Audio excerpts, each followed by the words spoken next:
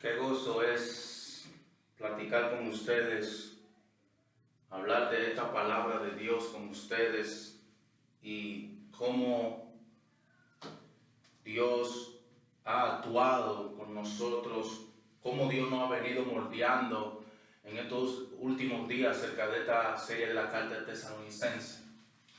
Déjenme, antes de ilustrar lo que vamos a venir diciendo y antes de hablar lo que vamos a venir diciendo, déjenme darle unas cuantas informaciones previas.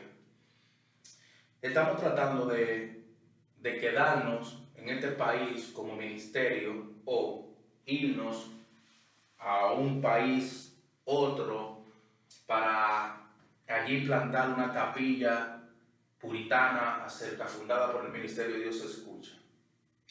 Otra cosa es que estamos tratando de ser lo más coherente con lo que vamos a venir subiendo en las redes sociales y otras cosas. Simplemente le pido a través de este medio que usted pueda orar por nosotros, por el Ministerio Dios se Escucha, que Dios nos dé la buena dirección, qué vamos a hacer, qué no vamos a hacer. Hubo unas personas que se retiraron, que nos ayudaban con la plataforma, eso era en otro país. Por eso en la cuenta de que tiene el ministerio ya no están. Ahora estamos en Santo Domingo, Distrito Nacional. Y una de las cosas que nosotros queremos hacer es que usted ore por nosotros oremos por usted ore en qué dirección Dios quiere que nos vayamos, si vamos a plantar esta iglesia, vamos a fundar el ministerio aquí, todo con su templo y demás. Pero una cosa es que yo le voy a pedir de antemano: ore por nosotros. Ore por nosotros, por el ministerio de Dios se Escucha.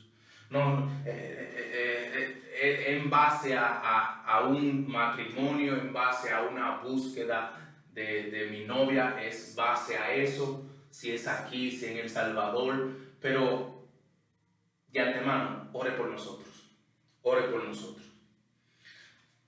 Antes de ir a la palabra de Dios, pase conmigo y oremos un poco para ver lo que Dios nos tiene que decir a través de esta escritura, el capítulo 5 de la carta del Tesalonicenses, la segunda parte. Incline su rostro y ore conmigo. Señor, Padre eterno, háblanos a nuestra voz, háblanos a nuestra mente, a nuestro corazón. Señor, permítenos, mientras vemos estos pasajes bíblicos, ayúdanos a conectar con nuestra memoria, con nuestras acciones, con nuestra conducta, con nuestro hablar. Padre, ayúdanos a entender que separado de ti, nosotros no podemos hacer nada, nada, nada, nada. Perdónanos, guárdanos, ábrenos el entendimiento, que no sea el predicador, que no sea yo, que sea tú hablando a través de tu palabra a esta audiencia. Señor, mira todos los planes que el Ministerio de Dios Escucha tiene. Señor, sé tú con nosotros, sé tú con la institución corporativa. Señor, ayúdanos a entender que nosotros somos infieles, que tú permaneces fiel, que tú no te puedes negar a ti mismo, que tu amor perdura por 1000 generaciones entre generaciones. Háblanos en esta mañana, háblanos a través de tu palabra, háblanos. Una y otra vez háblanos, en qué dirección estamos, si anhelamos, si creemos, si esperamos, si no ignoramos esa resurrección que tú vas a salvar, pero también vas a llevar al lago de fuego a aquellos que no te reciben como Señor, como el dueño de su vida entera. Te lo pedimos, Señor, en el nombre de Cristo Jesús. Amén y amén. Antes de... Vamos a aterrizar ya, ¿verdad? Vamos a aterrizar. Esta es parte de mi introducción.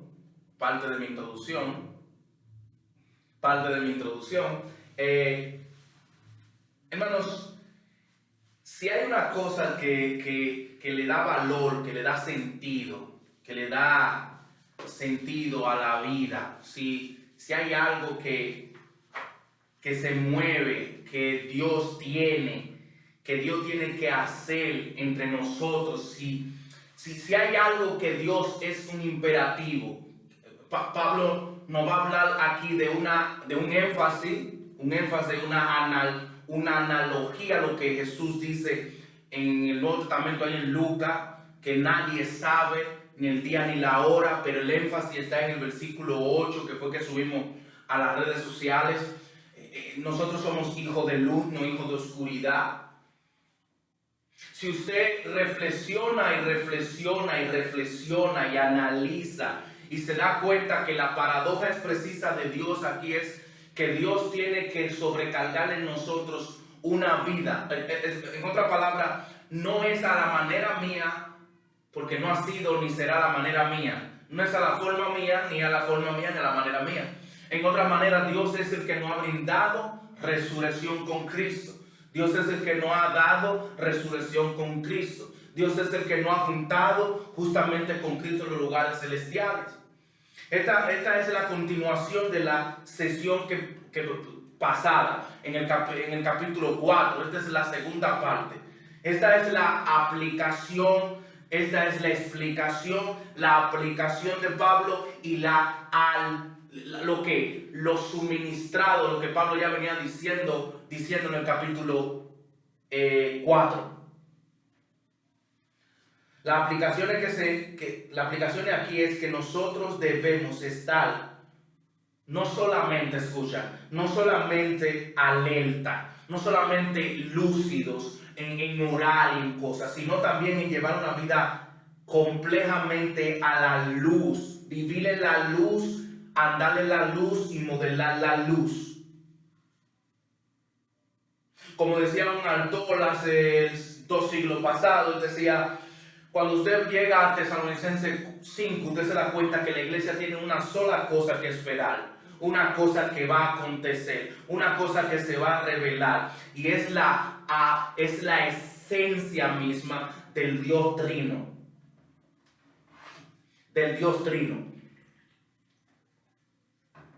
Es una esencia que va más allá, que va más allá de nuestras comprensiones bíblicas, de nuestros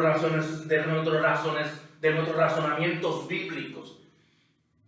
Si Tesalonicenses 5 fuera el pie de partida de por lo cual una iglesia camina, se mueve, es algo vívido, porque el versículo 1 hasta el 6 y el 6 hasta el 11 concuerdan en una realidad. La misma palabra que Pablo repite en el versículo 18: alentaos, animaos unos a otros. Aquí Pablo le dice: edificaos unos a otros.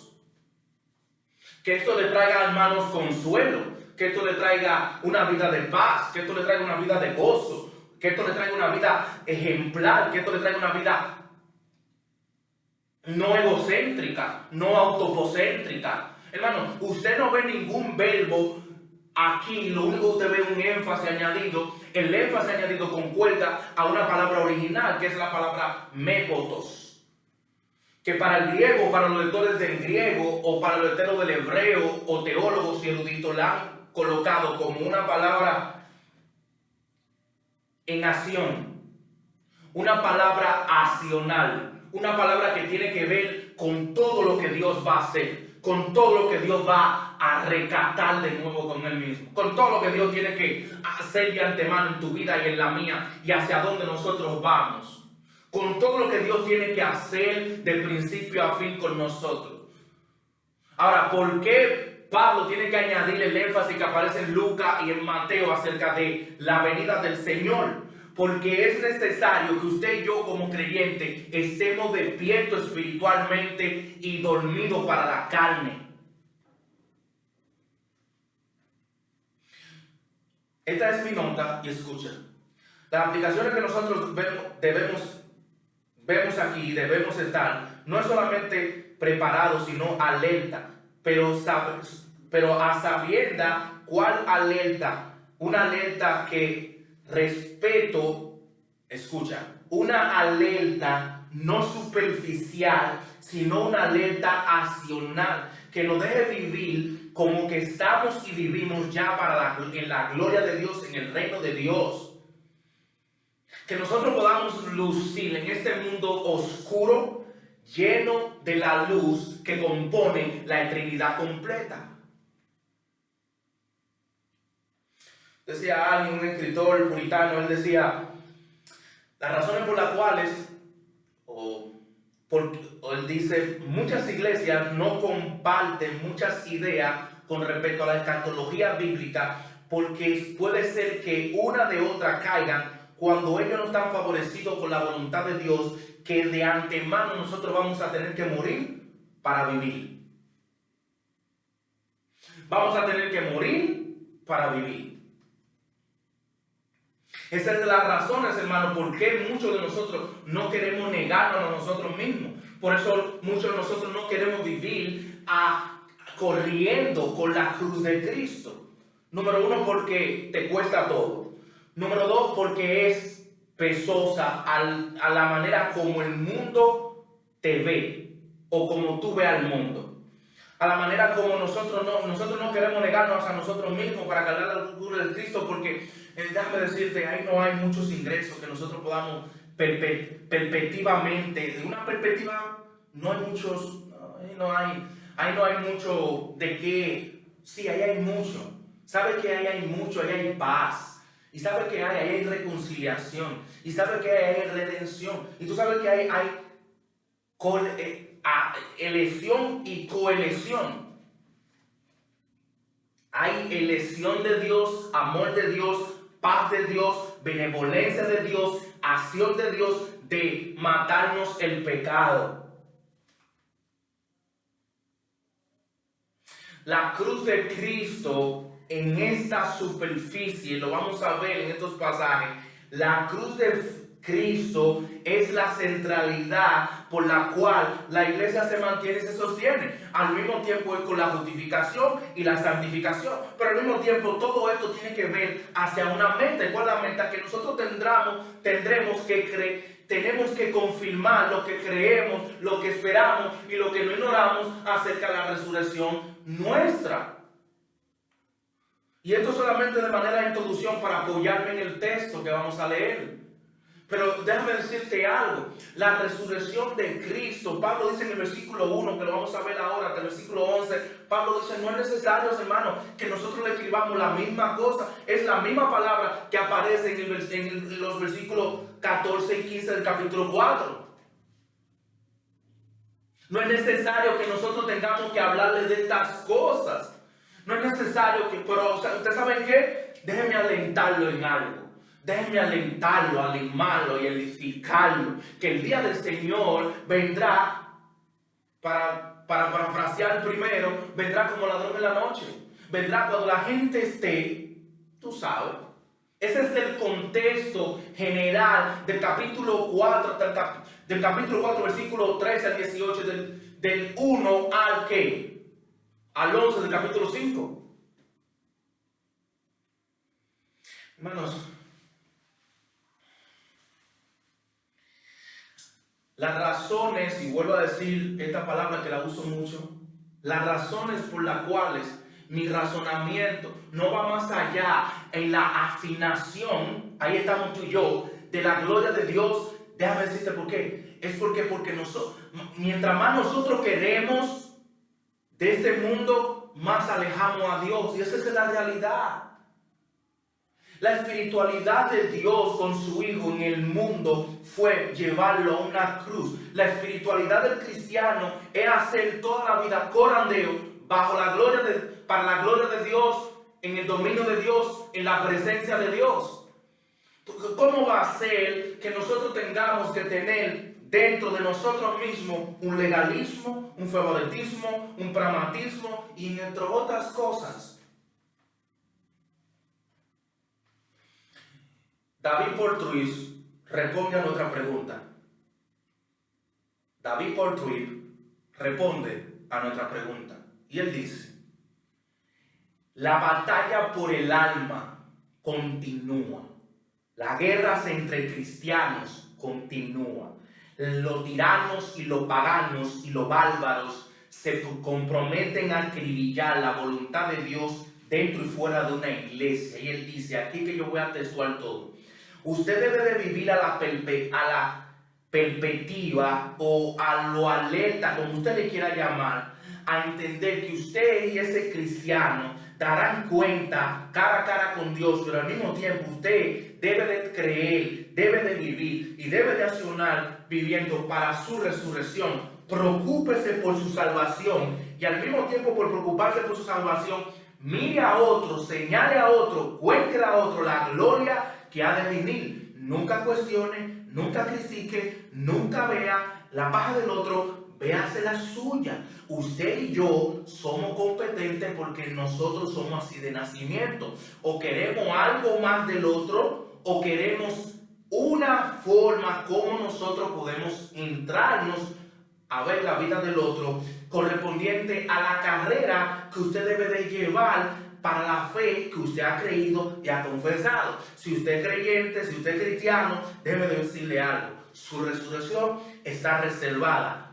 A Dios usted no tiene que contarle nada porque Dios lo conoce todo. Y bien dicho eso, pasa el capítulo 5 de Tesalonicenses, versículo 1, versículo 1 hasta el 11. Ahora bien, amados hermanos, con respecto a cómo y cuándo sucederá todo esto, en realidad no es necesario que lo escribamos, pues ustedes saben muy bien que el día del regreso del Señor llegará inesperadamente. Subraya esa palabra, llegará inesperadamente, como un ladrón en la noche, cuando la gente esté diciendo, énfasis añadido, todo está tranquilo y seguro. Entonces le caerá encima la catástrofe tan rápidamente como le vienen los dolores de parto a una mujer embarazada, y no habrá escapatoria posible. Pero ustedes, amados hermanos, no estén a oscuro acerca de estos temas, y no serán sorprendidos cuando el día del Señor venga como un ladrón, pues todos ustedes son hijos de la luz del día, no pertenecen a la oscuridad y a la noche. Así que manténganse en guardia, no dormidos como los demás. Estén alerta y lúcidos en la noche, cuando la gente duerme y los bebedores se emborrachan. Pero los que vivamos en la luz, estemos lúcidos, protegidos por la armadura de la fe y el amor, y usemos por casco la confianza de nuestra salvación. Pues Dios escogió salvarnos, no por medio de nuestro Señor Jesucristo, y no derramó sus enojos sobre nosotros. Cristo murió por nosotros para que estemos vivos o muertos. Cuando regrese podamos vivir con Él para siempre. Así que así. Ya ustedes saben cuando hay un así o cuando hay un pero. Así que aliéntense y edifíquense unos a otros, tal como ya lo hacen.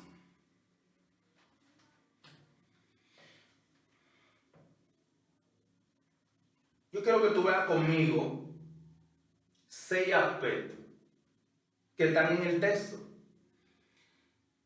1, la llegada inesperada. 2, hijo de luz. 3, vigilancia y sobriedad. 4, armadura espiritual. 5, propósito de salvación. 6, ánimo mutuo. Esas son las 6 cosas que yo quiero que tú veas conmigo en el texto. Que lo primero es que en el versículo 1 y 2 te lo voy a leer, y aquí te voy a dar la aplicación. Llegada inesperada. Escucha, Pablo dice ahora, tiempo presente, en la Nueva Traducción Viviente.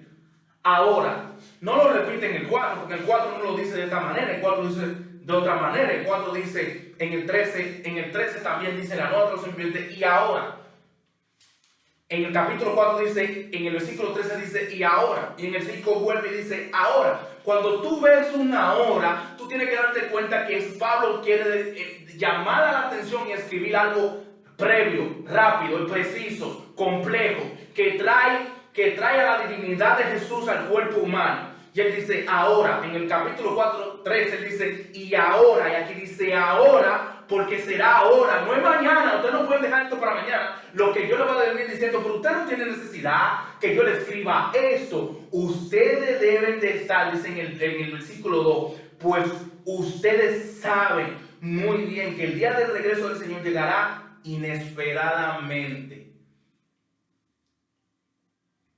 Ustedes están claros ya, tesalonicenses, que el día del Señor llegará como ladrón en la noche, inesperadamente. Usted y yo vamos a estar en esta tierra y es posible que nosotros no estemos ¿qué? Esperando eso. ¿Sabe por qué? Porque Pablo dice en el versículo 13, los hijos de luz deben de vivir sobriamente, lúcido, alerta. Deben de velar. Y decir, ven, Señor. En el versículo 2, 3, esta es la realidad del vocablo. Escucha. La definición para Pablo decir en el versículo 1, primero decir, y ahora el tiempo presente. Este es el tiempo verbal, este es el tiempo que viene. Lo otro es que lo que gira de esto es la llegada inesperada, en el versículo 2. Y el versículo 3, te lo voy a leer, cuando la gente esté diciendo todo está tranquilo y seguro. Y en el versículo 4, por ustedes, amados hermanos, no están a oscuras acerca de estos temas. No, ¿acerca de qué, Pablo? Ustedes no están oscuras. Se lo dice en el versículo 4, se lo dice en el versículo 1 y se lo dice en el versículo 3. Y el versículo 2. El versículo 2 dice, pues, ustedes saben muy bien que el día del regreso del Señor llegará inesperadamente. Ahí hay un absolutismo. En su sufijo es un absolutismo. Ese absolutismo para el hebreo original es la palabra mepotas, o mejor conocido como la palabra melopos, que lo que quiere significar es que es una palabra que viene del sufijo latín, es que Él vendrá ya. Nadie va a tropezar, no hay nadie que pueda deshacerse de eso. No hay nadie que pueda decir a eso no va a pasar, sí va a pasar. ¿Y sabe cómo va a pasar? Inesperadamente. Nadie, el impío, no está esperando eso. El cristiano, que es un cristiano de luz, debe de anhelar con ansiedad eso, que vuelva, que venga pronto. Que venga. ¿Sabe por qué? Porque él vive como un hijo de la luz. Y a vivir como un hijo de la luz, él atiende que él está lúcido, que él está vivo. Como él está vivo en carne y hueso y también en espíritu, él debe de anhelar con ansia esa venida, esa realidad, eso inesperado. ¿Sabe por qué? Porque cuando Él venga, es posible que tú y yo en ese momento no lo estemos esperando. Por eso Él es una sorpresa para la novia. El novio va a venir, pero el novio va a venir cuando ni el papá ni la mamá se dé cuenta de la hija para llevarse a la novia. Y la novia somos tú y yo, hijos del reino heredero. Y por eso en el 3, en el aspecto 3, yo puse la vigilancia y la sobriedad. Vigilancia y sobriedad, hermano. Te voy a leer el 3 hasta el versículo 5. Cuando la gente te esté diciendo, énfasis añadido, cuando la gente esté diciendo todo está tranquilo y seguro, entonces le caerá encima la catástrofe tan repentinamente. Ahí vuelve la palabra.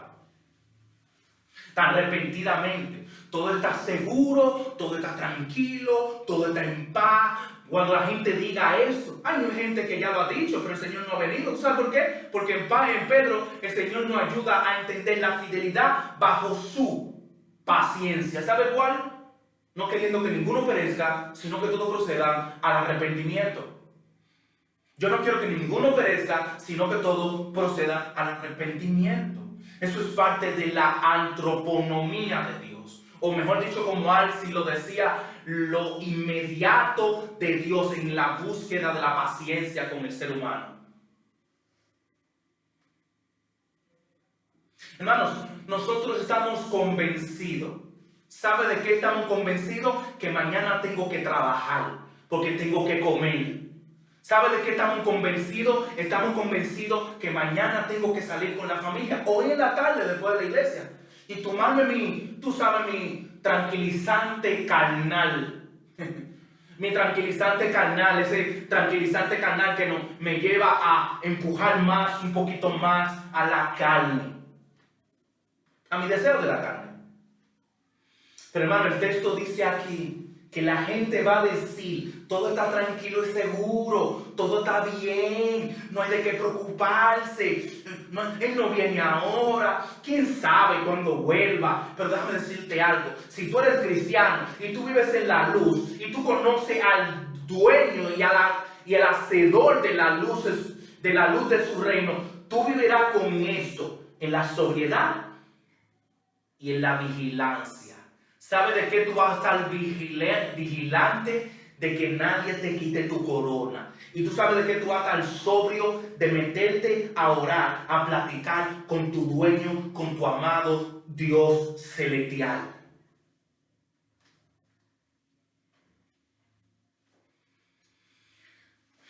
Hermanos, en el propósito de la salvación, voy a leer el 5, que es los hijos de luz. 4 y 5. Pero ustedes, amados hermanos, no están a oscuras acerca de estos temas y no serán sorprendidos cuando el día del Señor venga como un ladrón, pues todos ustedes son hijos de la luz y del día, no pertenecen a la oscuridad, a la noche. Así que manténganse en guardia, no dormidos como los demás, estén alerta y lúcidos. En la noche, cuando la gente duerme y los bebedores se emborrachan, pero los que vivimos en la luz estemos lúcidos, protegidos por la armadura de la fe y el amor, y usemos por casco la confianza de nuestra salvación. Ese es el propósito de la salvación. El propósito de la salvación, estemos alerta, lúcidos, pero al mismo tiempo usemos de madrugada. Aquí para madrugada en la Nueva Traducción Viviente es, y en el original el lenguaje para madrugadación es que tú debes de estar, ¿qué? Lúcido, alerta, sobrio. ¿En qué debe de estar? En tu fe y amor, y usemos por casco la confianza de nuestra salvación. Déjame aplicarte ese texto. Déjame aplicarte del versículo 6 al 7. Dice, así que mantengamos en guardia, no dormidos. Ahí está. Si usted está lúcido, en vigilancia, y usted está coherentemente con el tema de su salvación, usted debe de centrarse y saber y abstenerse de que el Señor está señalando una cosa sobre dos cosas: fe, amor y el casco de nuestra salvación. ¿Y por qué Pablo habla de la confianza? Porque usted debe tener una plena confianza acerca de la venida del Señor y de lo que usted tiene. Y cuando Pablo habla aquí, está hablando de un modo de la armadura de nuestra salvación. Usemos por casco. Es decir, que todo lo que usted vaya a pensar en su caquito, todo lo que usted vaya a decir en su caquito, usted debe de accionarlo en la fe y en el amor. Bajo eso usted debe de estar en guardia. ¿De qué? De madrugada. Es en la noche donde todo el mundo duerme, donde todo el mundo está tranquilo, todo está seguro, todo el mundo está cerrado con su llave, donde usted debe de estar en una perspectiva clásica, como muchos teólogos lo han dicho. Es la perspectiva que te lleva a vivir en alerta, en oración Porque ¿sabes qué? Él vendrá como ladrón en la noche, inesperadamente. Él vendrá por ti, Él vendrá por mí. Él vendrá por ti, vendrá por mí, vendrá por todas sus iglesias, cuales viven en obediencia y santidad con su Dios. Pero al mismo tiempo, ¿sabe qué? La fe y el amor es una vida modelada. Es una vida modelada. La fe y el amor es una vida modelada. Y si yo estoy usando el casco de mi salvación, todo lo que yo entonces hago, acciono, revelo, estoy sobrio, estoy lucido, es porque hay una coherencia verdadera acerca del Dios que viene y su iglesia y su novia que lo espera. Yo debo de ser coherente con esa realidad. ¿A dónde se ve el propósito de la salvación? En el versículo 6 hasta el 8.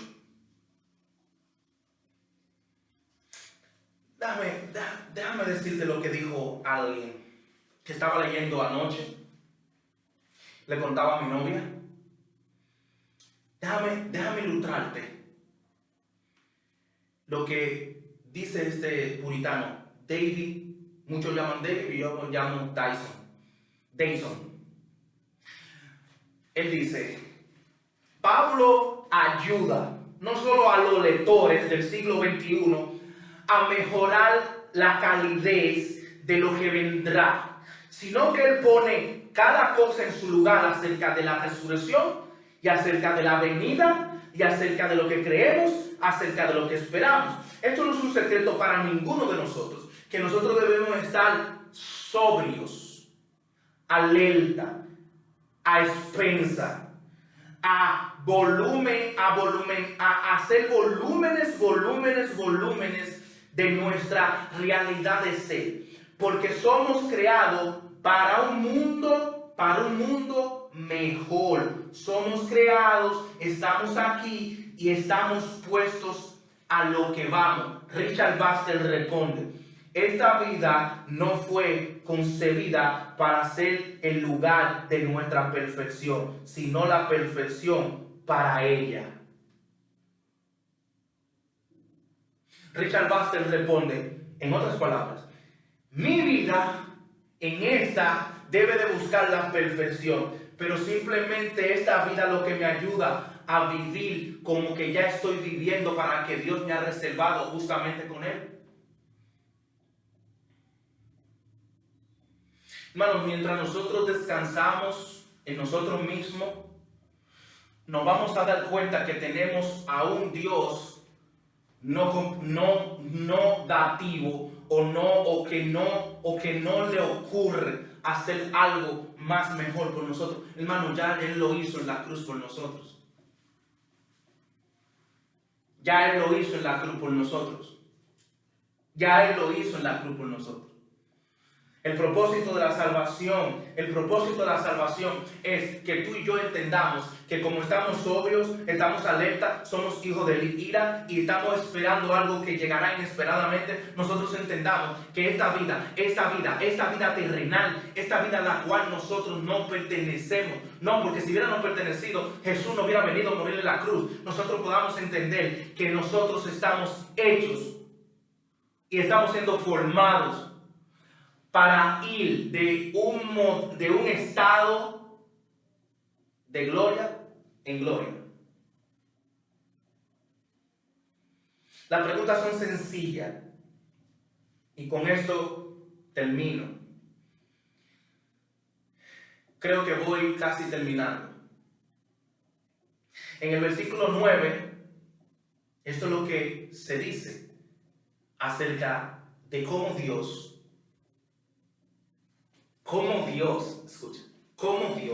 aquí habla de la doctrina de la elección, cómo Dios nos ha escogido.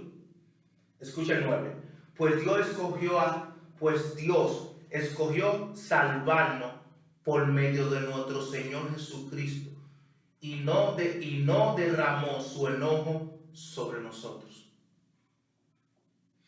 tú tienes una primera parte de un verbo que Dios escogió salvarnos por medio de nuestro Señor Jesucristo y no derramó su enojo por nosotros. Ah, pero que Dios tiene un enojo reservado. Sí, Dios tiene un enojo reservado. Dios escogió a tales personas para su reino. Dios escogió a otros no. Y eso es una realidad que nosotros tenemos que ver en toda la Biblia. Dios escogió a unos sí para salvación, a otros no. Y Dios tiene un enojo reservado para esas personas. Porque Pablo titúa aquí, dice, Dios y no derramó su enojo sobre nosotros.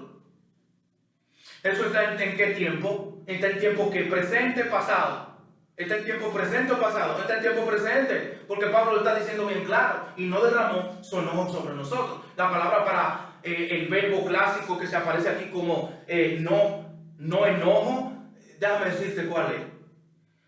Aquí hay, no te lo voy a decir en griego, te lo voy a decir en español. Cuando Pablo revela aquí el enojo, lo revela como algo que Dios ha hecho distorsionado, que Dios ha deprobado.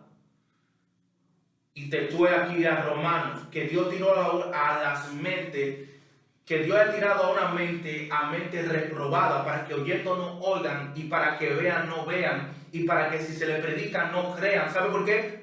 ¿Sabe por qué va a derramar su enojo sobre esas personas? Dios ha tirado a montones de personas a la corrupción total, a la depravación total.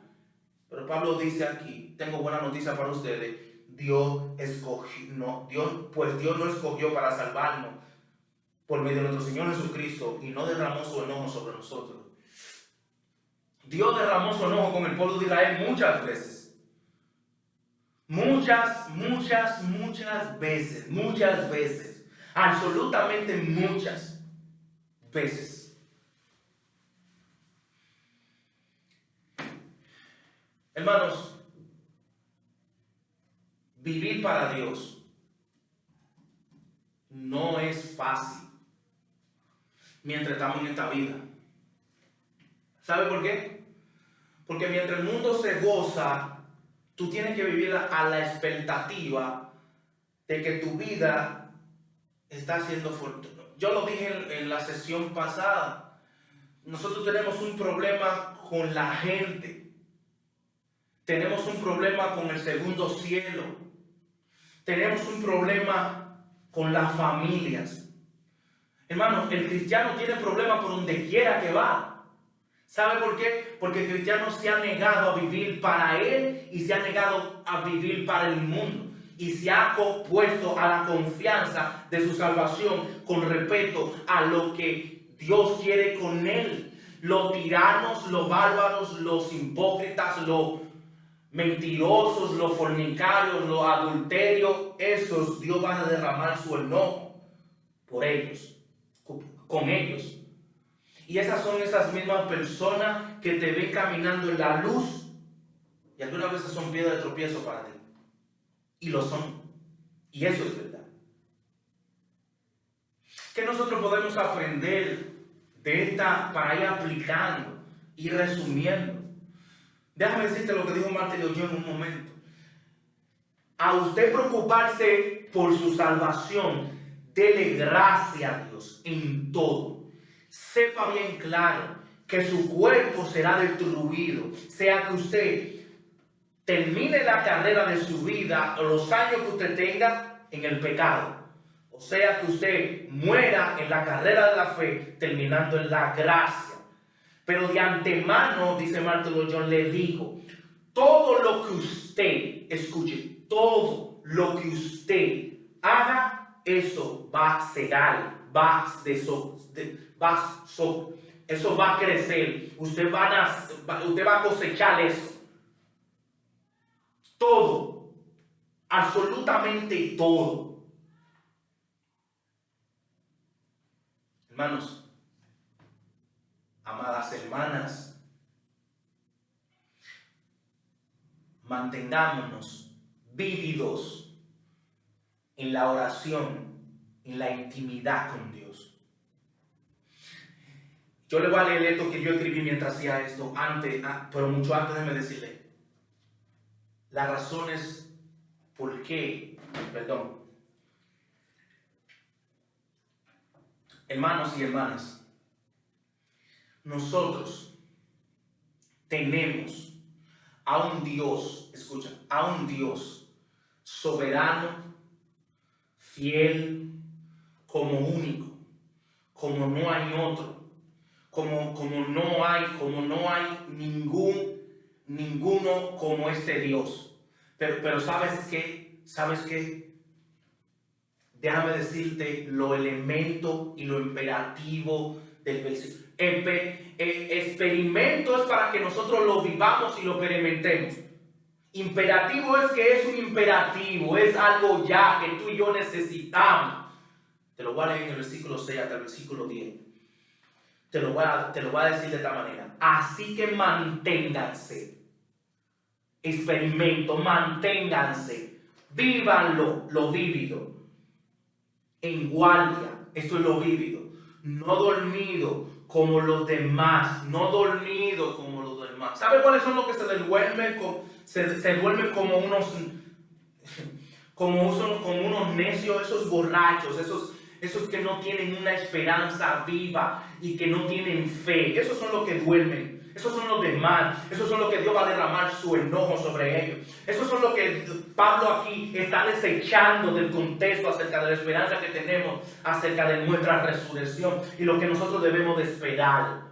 Eso es lo que Pablo está, porque por eso fue que sacamos esta serie de estas dos cartas de Tesalonicenses.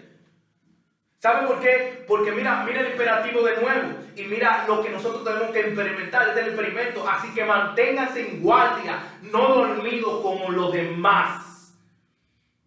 Estén alerta, lúcido. Si tú tienes propósito de salvación, tú vas a vivir en esto. Tú vas a vivir alerta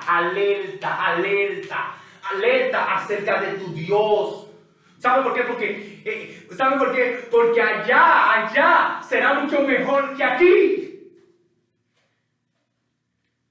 Allá será mucho mejor que aquí. Aquí simplemente es pasajero. Todo esto se quedará. Allá será mucho mejor porque ya tú no vas a tener que vivir como lúcido, en guardia y sobrio. Esa es la noche cuando la gente duerme y los bebedores se emborrachan. Pero los que viven en la luz, estemos lúcidos, protegidos por la armadura de la fe y el amor. Y usemos por casco la confianza de nuestra salvación. Imperativo. Pero los que vivamos en la luz estemos lúcidos, sobrios. No bebido, emborrachado, en los deleites de la carne, en las pasiones vergonzosas. No es eso, no. ¿Tú sabes en qué sentido? En un sentido que estemos como hijos de luz y al mismo tiempo lúcidos. Aquí está el experimento, pero vivamos en la luz y estemos lúcidos, protegidos. Ahí está el imperativo, aquí viene el imperativo, protegidos por la armadura de la fe y el amor. Usemos por casco la confianza de nuestra salvación. Pues Dios escogió salvarnos por medio de nuestro Señor Jesucristo y no derramó su enojo sobre nosotros. Por fin, el último encabezado que tengo aquí es ánimo mutuo, que está en el versículo 10 y el versículo 11. Cristo murió por nosotros para que estemos vivos o muertos. Cuando regrese podamos vivir en Él con Él para siempre. Ahí está. Tiempo que viene. Para siempre. Así que aliéntense y edifíquense unos a otros, tal como tal ya lo hacen. Pablo comienza en el versículo 1 del capítulo 5 a decir: ustedes no tienen necesidad de que yo le escriba esto. Y Pablo termina diciendo: así que manténganse unidos, aliéntense y edifíquense unos a otros como ya lo hacen.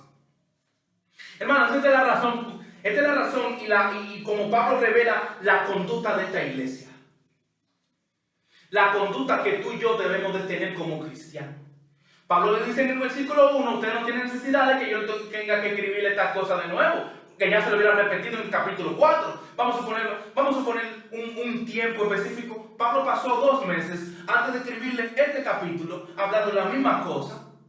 Pero Pablo simplemente aquí no hay disciplina espiritual, hermano, como lo vimos en el capítulo 4.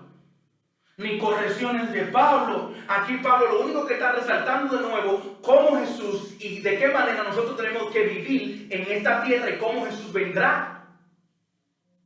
Pablo lo está resumiendo de la manera más específica, más clásica y más verdadera. Aquí usted no ve algo de estudio muy teológico. Aquí usted ve lo que ve es ética cristiana. Y sobre ética cristiana, teología de la resurrección. O de resurrección. O compartir simplemente la resurrección completa, la doctrina de la resurrección completa, entre el meollo de cómo Jesús viene y cómo el cristiano debe de vivir y cómo el cristiano debe de modelar y cómo el cristiano debe de accionar y cómo el cristiano debe de esperar. Qué glorioso es, qué maravilloso es y qué benevolente es que Pablo tenga que decirnos eso. ¿Sabe por qué? Porque cuando tú pierdes la fe, pierdes el sentido de amor, de amar, estas cosas no te llenan. ¿Para qué yo voy a estar lúcido? ¿Para qué yo voy a orar?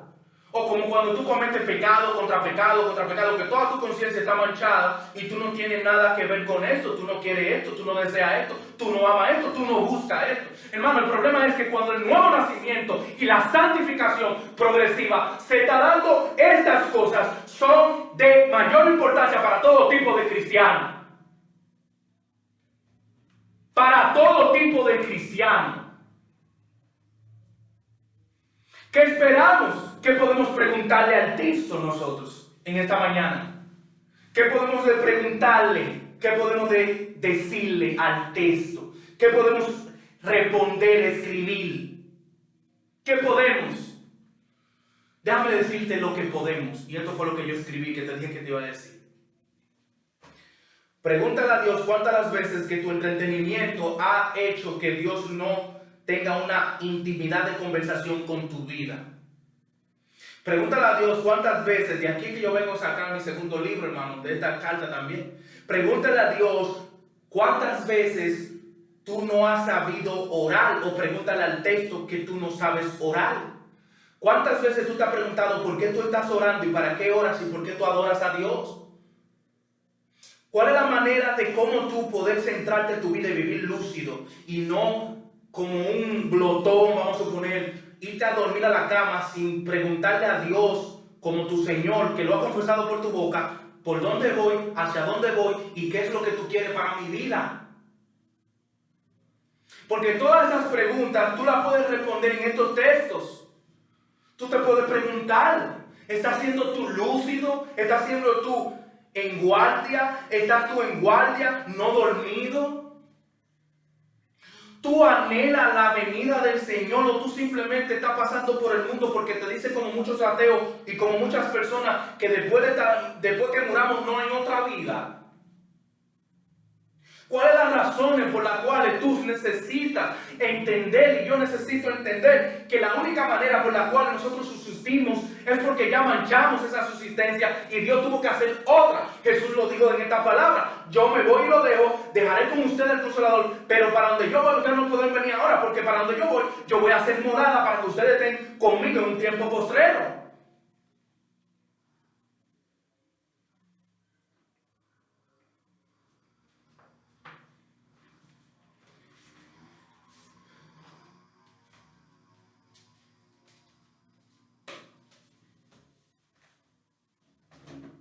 La pregunta es, ¿qué esperamos?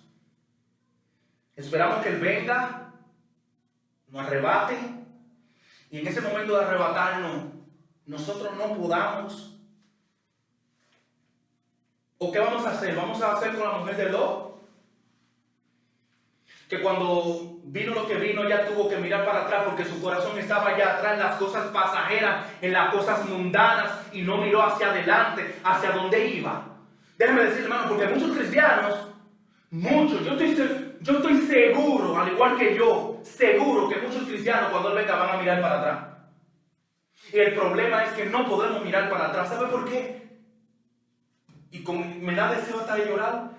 Porque muchos cristianos que Jesús lo venga a buscar y miró para atrás, su corazón no estuvo con Jesús. Me da lástima eso. Oro toda la madrugada y digo, Señor, no me haga mirar hacia atrás cuando tú me vengas a buscar.